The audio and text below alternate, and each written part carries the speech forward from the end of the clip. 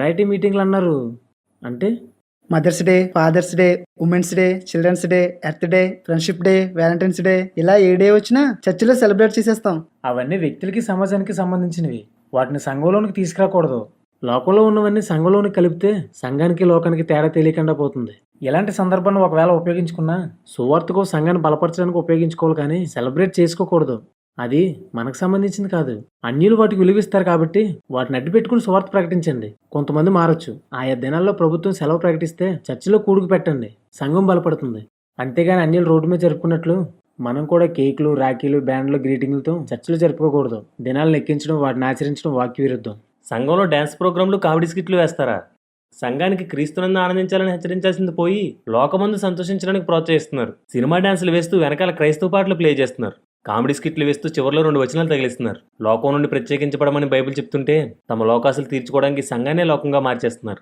విహారయాత్రల పేరుతో సంఘాన్ని లోకంలో తిప్పుతారా? సంఘాన్ని లోకం నుండి భద్రపరచాల్సింది పోయి లోకంలోని సంఘాన్ని ప్రవేశపెడుతున్నారు. విహారయాత్రల పేరుతో నేత్రాశలను తీర్చుకుంటున్నారు. సమయాన్ని, ధనాన్ని వృధా చేస్తున్నారు. పేదవారికో, సువార్త లేని వారికో వాటిని వెచ్చిస్తే ఆశీర్వాదం, కానీ ఈ యాత్ర వలన ఆత్మ సంబంధమైన ఏ ఉపయోగం సంఘానికి దొరకదు. సమయాన్ని, ధనాన్ని ఎలా ఖర్చు చేయాలో మనం సంఘానికి నేర్పించాలి. అంతేగాని మనమే దగ్గరుండి వాటిని పాడు చేయకూడదు.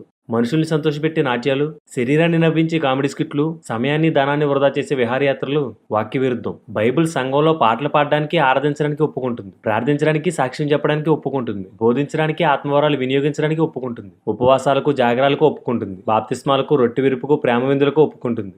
కానుకలు పోగు చేయడానికి, ఇతర సంఘాలకి కానుకలు పంపడానికి ఒప్పుకుంటుంది. పేదలను పోషించడానికి, అనాథలను ఆదరించడానికి ఒప్పుకుంటుంది. సువార్త ప్రకటించడానికి, కూడికలు నిర్వహించడానికి ఒప్పుకుంటుంది. ఇంతకు మించి సంఘంలో ఏం ప్రవేశపెట్టినా అది ఏ వాక్యం చేత ఖండించబడిందై సంఘానికి ఆత్మ సంబంధమైన ఉపయోగం చేకూర్చేదిగా ఉండాలి. కానీ మీరు చెప్పేవన్నీ దేవుడు చెప్పనివి, దేవుని వాక్యానికి విరుద్ధంగానూ ఉన్నాయి. మీ పాయింట్ నెంబర్ 4ని సపోర్ట్ చేసుకోవడానికి మీ దగ్గర ఏమైనా వాక్యాధారాలు ఉన్నాయా?